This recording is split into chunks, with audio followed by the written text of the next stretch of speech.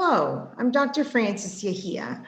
Today, I wanted to talk to you about the shadow and how to identify a shadow projection on your chart. So I'm going to use the words top heavy, even though it might be at the bottom of the chart, like in this person's. So every house has an opposite house, and that's called an axis. So the 1-7, the 2-8, the 3-9. So for instance, the first house is self, the 7th is others.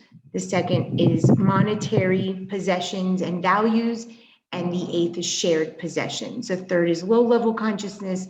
The 9th is high-level consciousness. So if you have a house that is top-heavy, what you're going to do is you're going to project onto other people the empty house or seemingly empty house in the chart. So for instance, this person has 4 planets in the 4th. So their inner life, their own home life, perhaps their actual physical home or their insides. And so where they're going to project the shadow of those planets, of those psychological organs, will be external in their professional life. Another instance that this person has is 3 planets, the stellium in Pisces in the 5th. So this is a strong house of children, of individuation, of entrepreneurship. And if it's such an individuated house of self, and there's nothing in the 11th, this is the earth, doesn't count for this example, then they might project onto others, either in a shadow aspect of projection as criticizing others that serve, or needing to balance out that individuation with some service.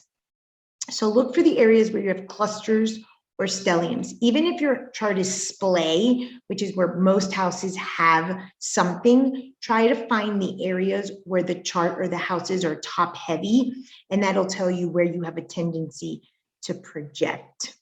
So let's do this one. So this person has a very top heavy chart in the 1st and the 2nd house, for instance.